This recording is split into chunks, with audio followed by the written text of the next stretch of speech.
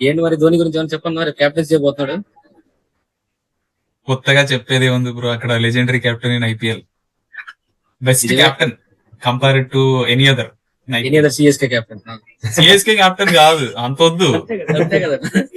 58% win percentage bro, ఇంకెవరికి లేదంత. 58 and CSK ని 5 titles తీసుకెళ్లాడు. అచ్చేపడి 100% ఉంది.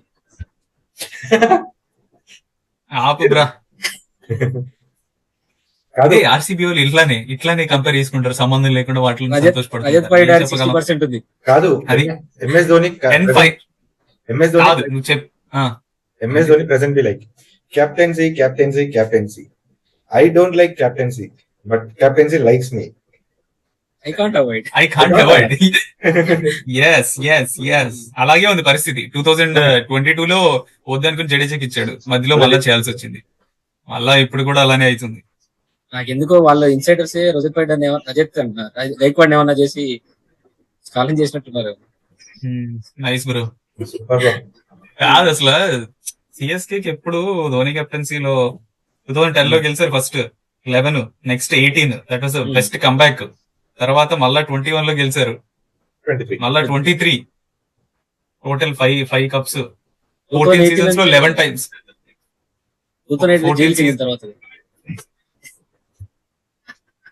ఎందుకు ఆర్సీబీ ఫ్యాన్స్ ఎందుకు ఇలాంటి గుర్తు పెట్టుకుంటారు, ఇలాంటివి మాట్లాడతారు, కానీ కప్పు గెలవడం తెలియదు. అది తప్ప వాళ్ళకి ఇంకేం తెలియదు కదా. 10 finals in 14 seasons. మామూలు విషయం. 133 wins in 226 matches. ఇవన్నీ పక్కన పెడితే ఒక్కసారి ధోని కెప్టెన్సీకి వచ్చాడంటే అసలు టీమ్ లోనే అదొక తెలియని వైబ్ వస్తుంది, ఒక స్ట్రెంగ్త్ వస్తుంది. అప్పుడు దాకా ఆడని ప్లేయర్ కూడా ఫుల్ గా పర్ఫార్మ్ చేస్తాడు. సో రేపు చెపాక్ లోనే మ్యాచ్ రాత మారుతుందని నేను అనుకుంటున్నా.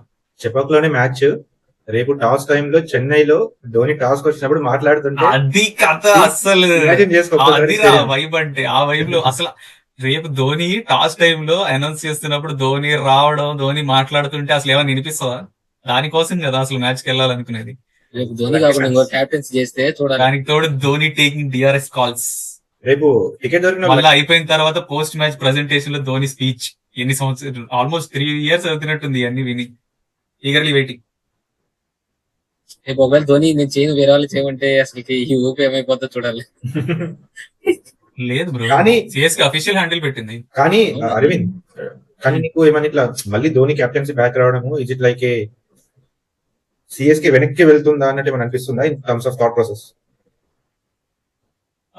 ఇట్స్ ఎ ఫోర్స్డ్ డెసిషన్ కదా, రుతురాజ్ ఇంజురీ అవ్వడం. బట్ ఎవరో ఒకరు వైస్ కెప్టెన్ ఉంటారు కదా. ఇప్పుడు ఉన్న టీమ్ లో కాన్స్టెంట్ గా టీమ్ లో ఉన్నది నాకు తెలిసి ప్రెసెంట్ టీమ్ లో జడ్డు ఒక్కడే. They are going to look forward. కానీ Jaddu is not in a position to take captaincy కదా. అపార్ట్ ఫ్రమ్ జడ్డు ఇంకెవరు లేరు అంత కాన్స్టెంట్ గా టీమ్ లో ఉండేవారు. అశ్విన్ అన్నాడు కానీ but at the end of the day Dhoni is better than Ashwin. ఇప్పుడు వైస్ కెప్టెన్ ఉండి ఫ్యూచర్ ప్రాస్పెక్ట్ లో వాడిని నెక్స్ట్ కెప్టెన్ గా చూసినట్టు ఇంకెవరు లేరు. అదే రుతురాజ్ ఇప్పుడిప్పుడే గ్రూమ్ అవుతున్నాడు కదా. సో వాళ్ళ మైండ్ లో ఇంకొక ఫ్యూచర్ ఆస్పెక్ట్ వైస్ కెప్టెన్ కూడా లేరు. సో ఈ టైంలో ఇంకొకరు ఎందుకు మళ్ళా టీమ్ లో ఎందుకని చెప్పి ధోని చేస్తున్నాడు.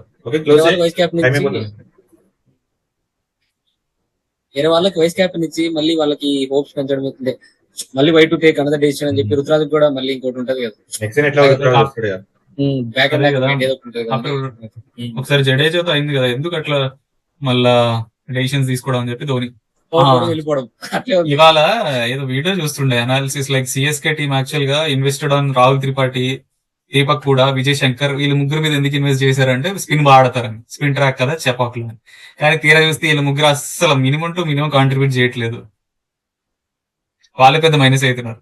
ఏమన్నా వాళ్ళు పర్ఫార్మ్ చేస్తే కొద్దిగా ఏదన్నా రేపటి మ్యాచ్ కంబ్యాక్ ఇవ్వచ్చు. రేపటి మ్యాచ్ లో మరి రుతురాజ్ ప్లేస్ లో ఎవరు వస్తారంట? రాహుల్ త్రిపాఠి ఆబ్వియస్. రాహుల్ త్రిపాఠి ఏమనుకుంటే మ్యాచ్ సేమ్ అలాగే కొంచెం బోరింగ్ గా కాకుండా కొంచెం స్కోర్ కొట్టి కనీసం పోయిన మ్యాచ్ ఆడినట్లుగా ఉంటే సిఎస్కే బాగుంటుంది. ఓకే ఫ్రెండ్స్, మీకు కానీ వీడియో నచ్చినట్లయితే please do share, like, subscribe and comment. మరొక వీడియోతో మళ్ళీ కలుద్దాం. బాయ్.